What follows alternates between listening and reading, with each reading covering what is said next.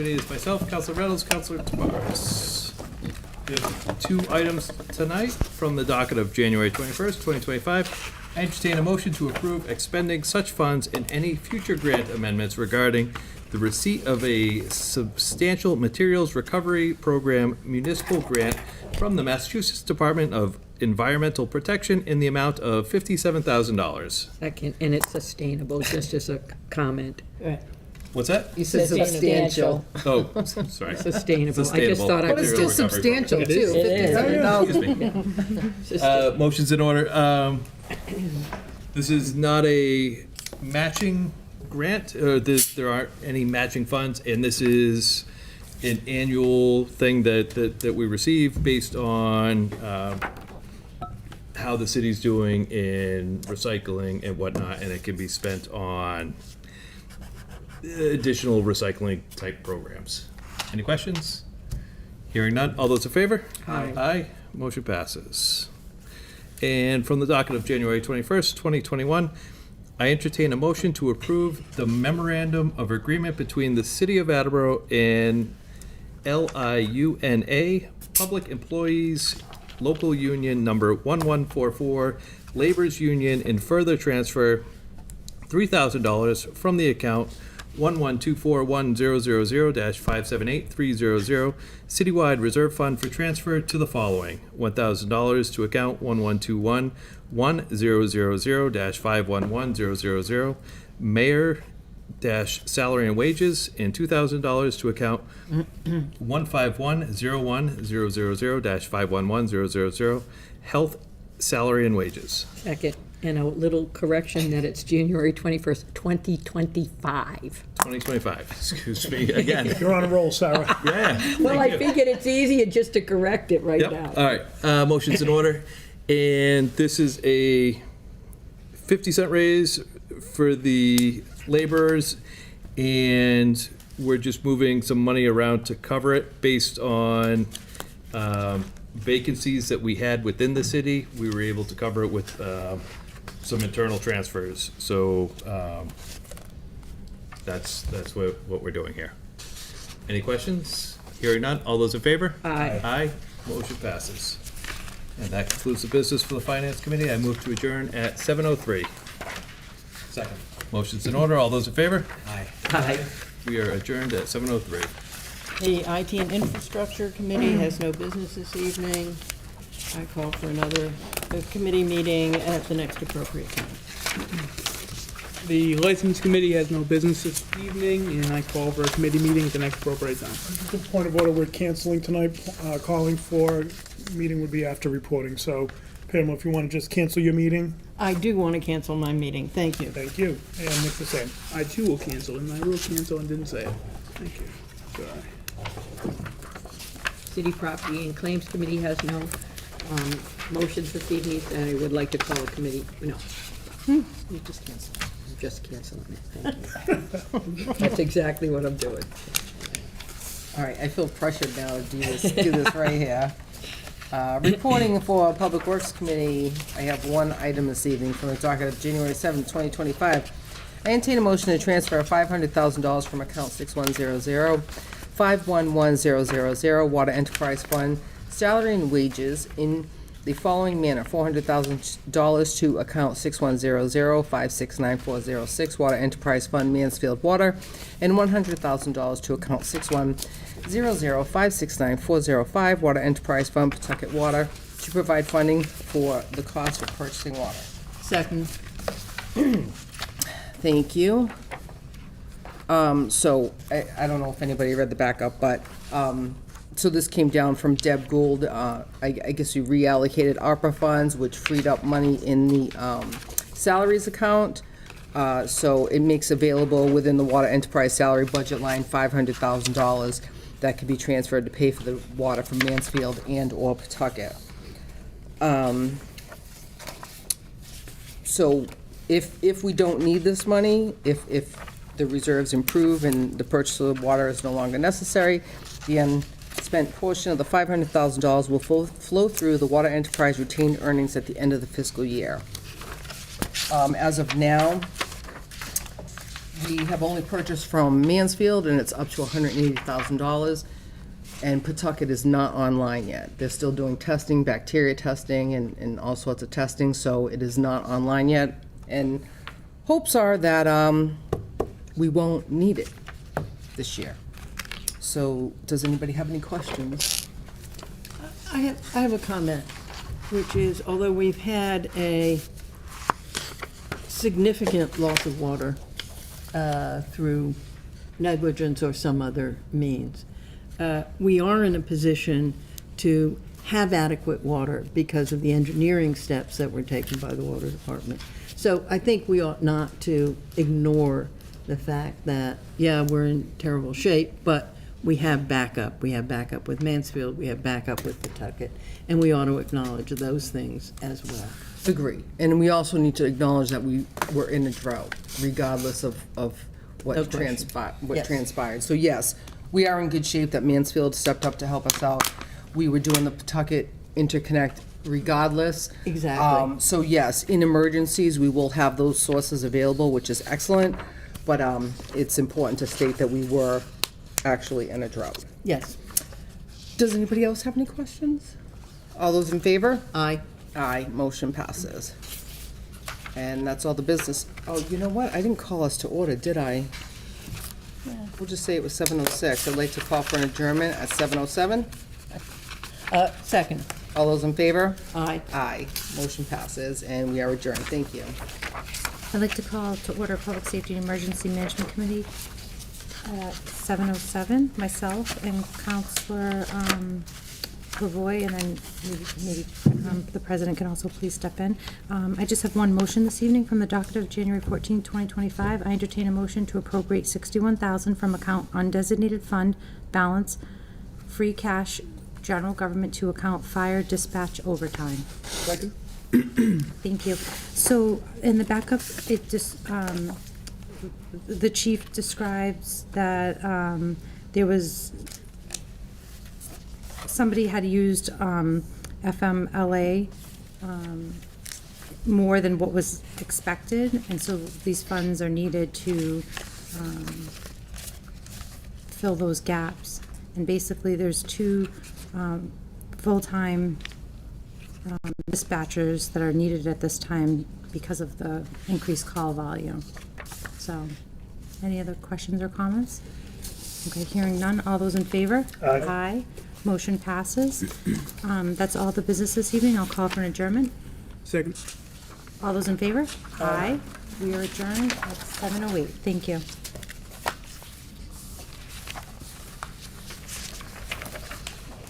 Jonathan, do you mind canceling for Michael? As personnel, veterans, and human services is canceled.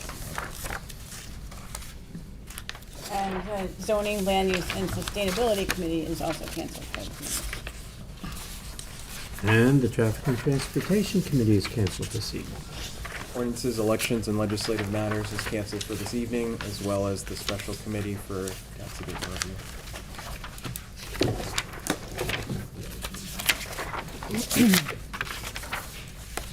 The special committee on tax and compensation is also canceled. Okay.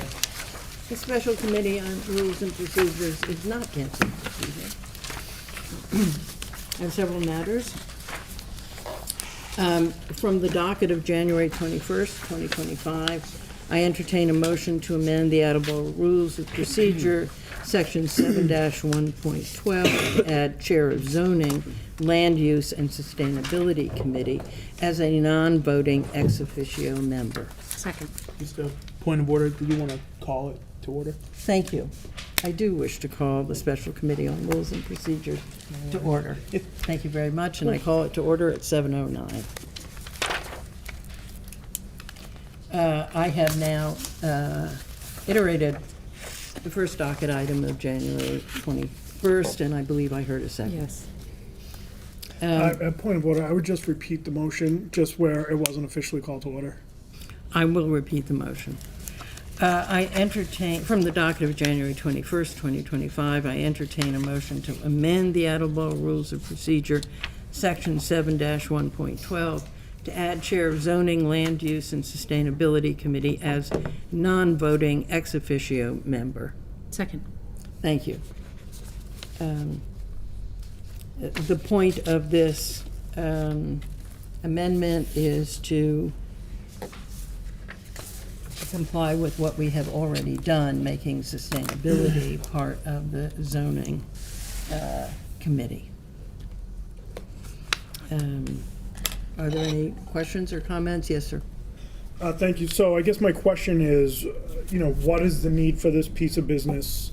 If we're gonna do it for the sustainability, will we be doing it for zoning, planning, conservation? You mean, are we going to ask? Yeah, I'm not clear on why the sustainability committee needs the non-voting ex officio member, because as members of the council, we have every right, as the public does, to attend any of the committee meetings or the commissions that we have. But why are we choosing this committee, which I've been a longtime supporter of the committee, but why are we saying that they can be the non-voting ex officio member of this committee? Is there a reason that sustainability does and that maybe zoning or planning or conservation doesn't? Well, certainly with respect to zoning, there are many other ways in which the public and the council is invited to participate in zoning matters. This is a newer committee, and I think the committee wanted to ensure that the council representative was clearly present. It's very much like the Traffic Study Commission, where we have somebody on council who's part of that meeting. Mm-hmm. This is the same sort of thing, where somebody who is who is more than welcomed at the Sustainability Committee meetings, but not voting, representing the votes, or the sense of the council and participants of the public. Yes, Lori. So I have a couple things that I have for reasonings on this position being ex officio non-voting member of the commission, and it has a direct process input from the city council. The commission can more effectively and efficiently submit sustainability recommendations as outlined in the ordinance 2-221.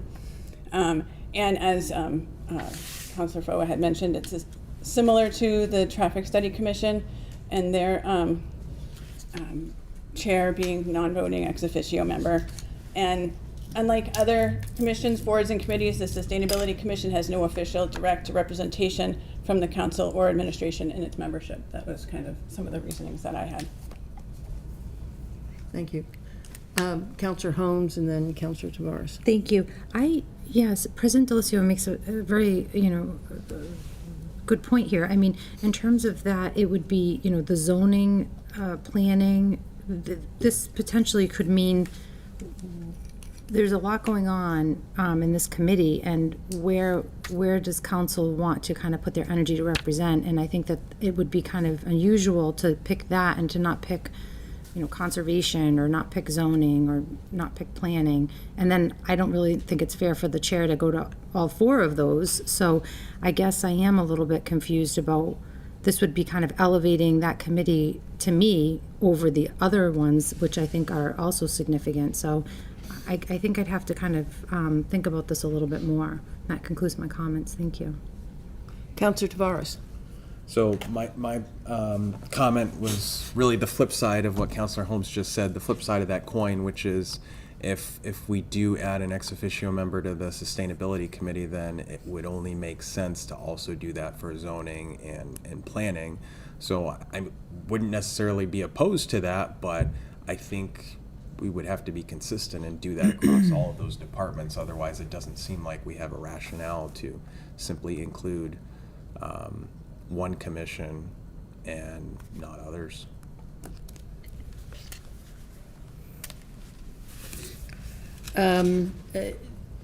This is a relatively, excuse me. Oh, I'm sorry. Oh, that's all right. Councilor Dolan. Thank you.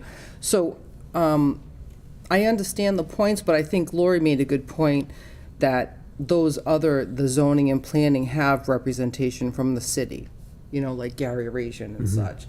So I wouldn't have a problem with doing this, and I don't think that we would necessarily have to have her be on, or the chair be on zoning, planning, and the other commissions. So I wouldn't have a problem with this, because like she said, the other two have representation from the city.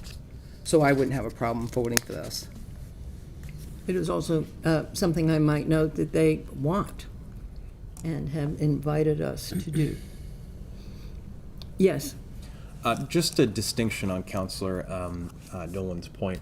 I think there's a difference between administrative representation versus council representation. So I understand your point, and that makes sense, right? I mean, we've got someone there from the administration that works directly under the administration, but I think functionally that's different than having someone from the council represent. Counselor Sawyer. I just want to reiterate that what I had mentioned is that, as you had said, is other ones don't have direct representation from the council or administration in its membership. So it's kind of mirroring what you said, but also saying both, council and administration. I guess I'm just not really seeing the need. I think of any committee, this is probably the committee I really don't see the need for, because this is the only committee where I get minutes emailed to me every time they meet, and they seem to have, when they spoke, they had their whole agenda laid out and goals, and they proposed that when they wanted this committee established. So I'm not seeing the need for this, and I echo President Delicio's points where I think we're just doing it for one, then we should be doing it for the rest, outside of paid city employees being there for, I would say, more of a guidance and legality issue as opposed to more opinionated. So I think especially in terms of for the planning board, Gary can't give an opinion. He's just there as like legal guidance and to help guide them. It's not opinionated one way or the other. He's not allowed to be. So I conclude my comment. The only final thing that I would say is the Sustainability Committee is a new committee, and I think that the guidance of an ex officio member of City Council might be very helpful to it as it goes through its agenda and its development as a committee of the city. So, that being said, yes, President Delicio. So where does it stop? So should we then have an ex officio non-voting member on the Council for Human Rights, for the Cultural Council? I think we have access to these meetings to go in at any time, any chair. So Councilor Tavares is the chair of the special committee on tax abatement. Should he be going to every council on aging meeting as a ex officio non-voting member? Where does it stop? So I think we have and a lot of us sitting around this room right now, we do go to a lot of these meetings. The ARA meetings I used to go to a lot. I know Ty does a great job of going to a lot of them, but where does it stop? Councilor Waterman, did you have a comment? Well, part of me is wondering how it happened that a councilor member from here joined with the Traffic Study Commission, unless that began after, well, Yeah. I don't know the history of that. But I can say that we help each other. And I think we're stronger as a result. And I am fine with this approach if we want to go forward and agree to have a council member on sustainability. I think I'm going to call this motion at this point. So let me ask all those in favor of this motion, please say. What? I will vote. Point of order, it was called to vote. We can't have any further discussion. As a committee member. I think we need to take a vote. It was called to order, so there needs to be a second. I may well not have, I'm going to withdraw my call to vote. so that each person on the committee may have an opportunity to voice his opinion. As a committee member, I'll vote, I'm not in favor of this, but I'll vote in favor of it to vote it out of committee, if that makes sense. Yes, it does. So I now call this motion for a vote. All those in favor? Aye.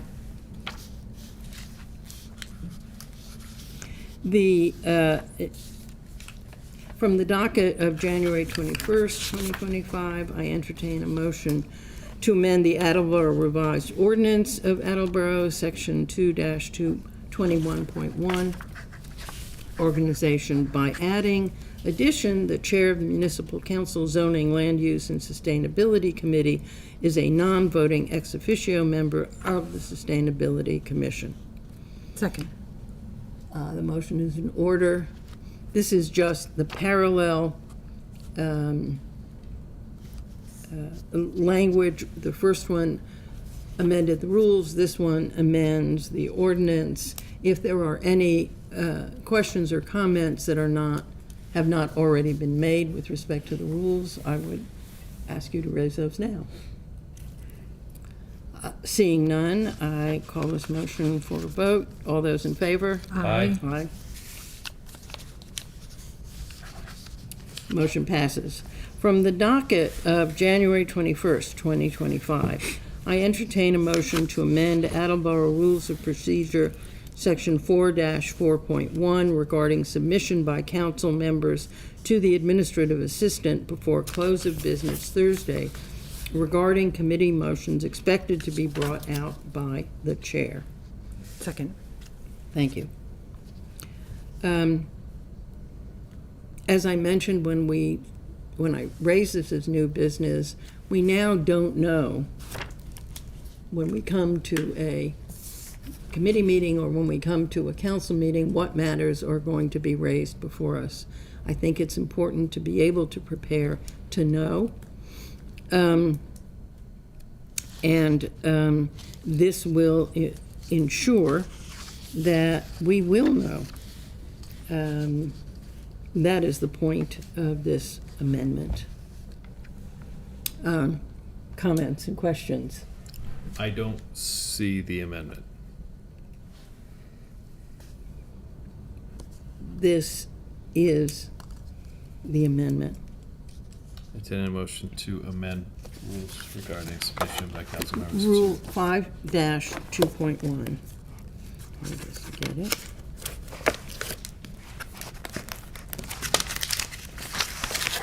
No, it's 4-4.1. I'm sorry. You're right. I was reading ahead. So, 4.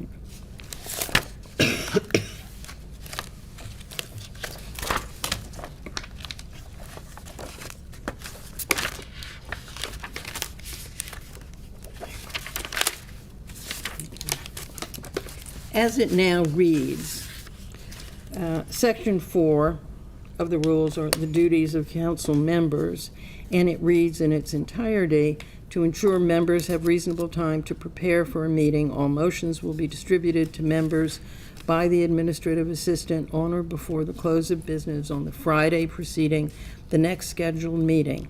Councilors proposing alterations or additions thereto must so inform the administrative assistant on or before 12 p.m. on the Monday.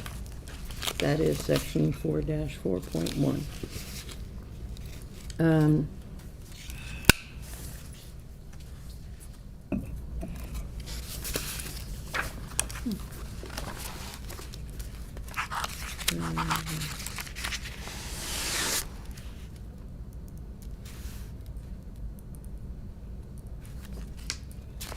And what I am And you're saying before close of business before on Thursday, that's right.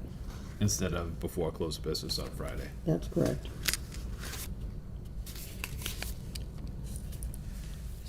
I'm okay with that.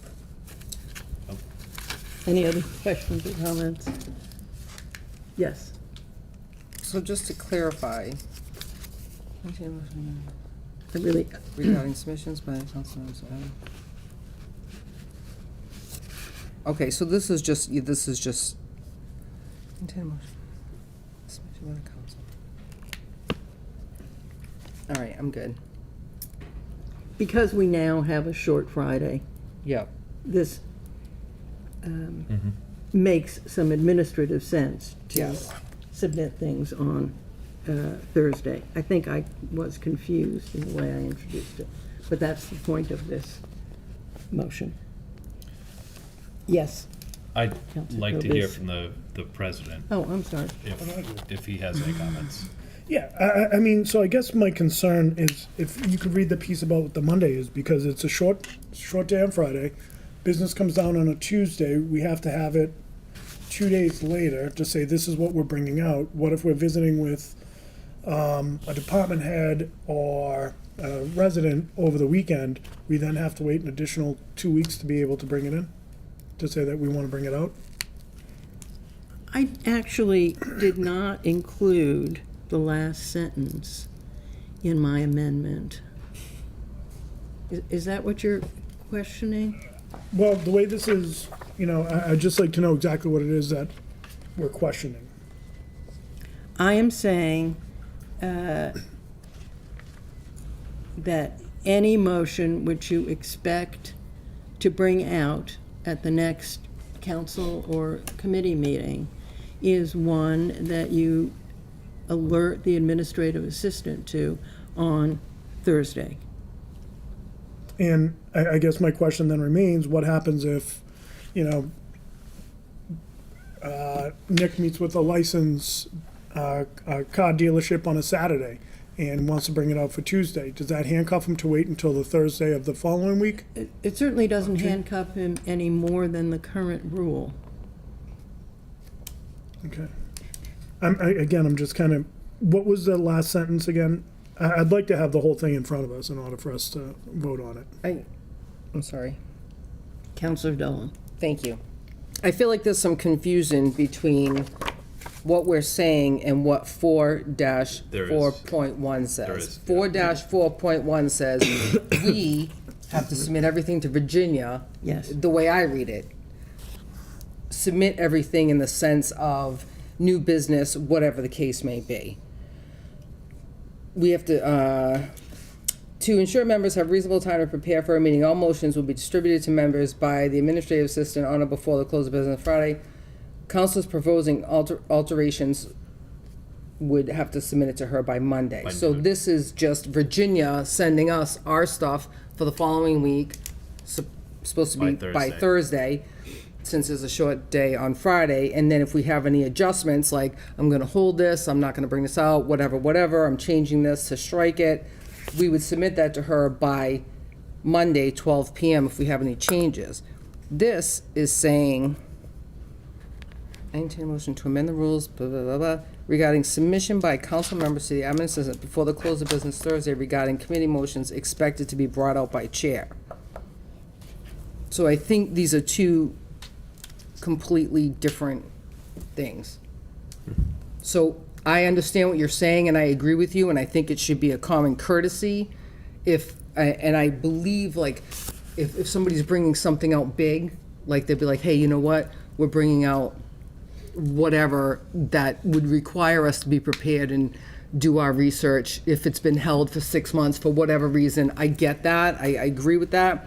I don't think this is the right place. I think this is, I don't think. See where it's here? That should have been after that.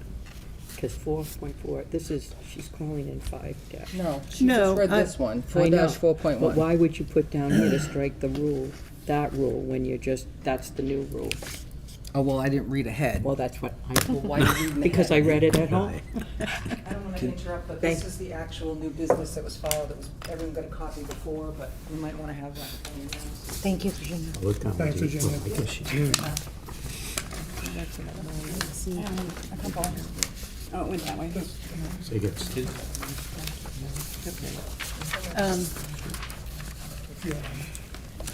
Yeah, can I make a suggestion? Yes.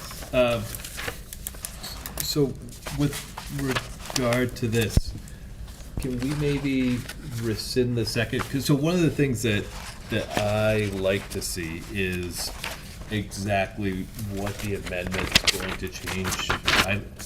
I prefer to actually see that in the motion and see what we're changing. And I think Vice President Dolan is correct. Like, as written here, it's two sort of different things. And I think we can maybe table this for now and come back and sort of rework these items. I understand what you're saying. In fact, the full new business motion, which Virginia kindly just distributed to all of us, has the language that existed, that's in ordinary type, and the proposed language that I am moving to entertain this evening.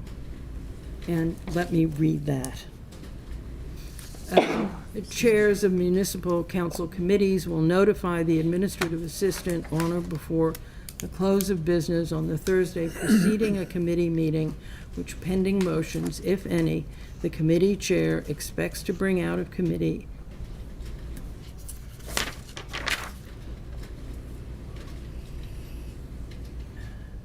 at the next scheduled committee meeting. Emergency motions may be considered without prior notice.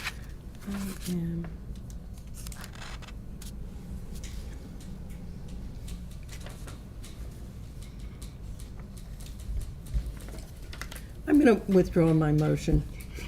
And if you will Me, I can withdraw my second. okay. And work on this again.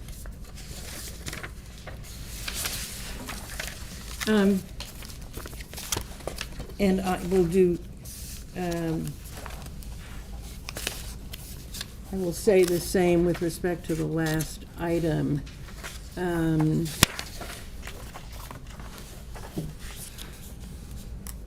then I want to just raise a question with the committee and anybody in council who wishes to discuss it. There has been a matter of entertaining a motion to amend the rules and procedures to accommodate public participation in public hearings, which we have not taken up at this point. The state legislation which governs Zoom participation in public hearings will expire in March. Different cities in Massachusetts, in conformity with that and in anticipation of its expiration, have adopted a variety of rules and procedures. So my question to the committee and anyone in council who wishes to comment is, do we want to wait to see what the state does with respect to Zoom participation by the public in public hearings before we entertain how we want to deal with it? Or do we want to, in anticipation of that, which is going to happen in March, start considering that issue before that time? I would entertain anybody's thoughts on that. Anybody? Counselor Everybody pointing at me. Well, you were raising You your hand, handed, right? she can't see it, she's looking over you. I'll have a conversation. I say we wait until March, and I don't think we have time to be proactive. So I think we wait until March. See what the state does. Yeah. Anybody else have any questions or comments about this matter? Yes, Councilor Sawyer, and then, I think whether or not we wait until March, I believe that having extended accessibility for public hearings on a Zoom participation, I think is appropriate for people who can't make it here for one reason or another. I think that it should, that's my own opinion, that we should have that accessibility for people to do that with restrictions of, whatever we have to say about their residency or what they have to say on the matter, but just, I think there should be more accessibility for people, for public hearings. The only issue that I am raising now is not the form of any procedure that we may or may not adopt, but simply whether we should start that consideration before the state acts with respect to the expiration of the current legislation or after.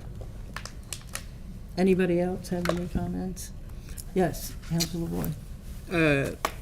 I thought this was something that should have been addressed much sooner, but I think at this point, by the time it's done and enacted, and you're gonna have one, maybe two meetings before the state drops whatever they decide. So at this point, it almost seems pointless. And then to the contrary, we don't currently run our own Zooms in terms of we're relying on AACS to put out a link, or sorry, to showcase the link and oversee that aspect. So we don't even have the infrastructure in place currently to do what we're doing. So I think before we start looking into those measures, we should probably make sure that we can adequately do what it is we want to put in place.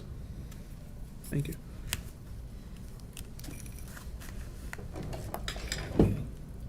But on the issue that I've raised, you would like to wait until after Correct. March? Yes, correct. Okay. Anybody else have any comments? Fine. Thank you very much. With that,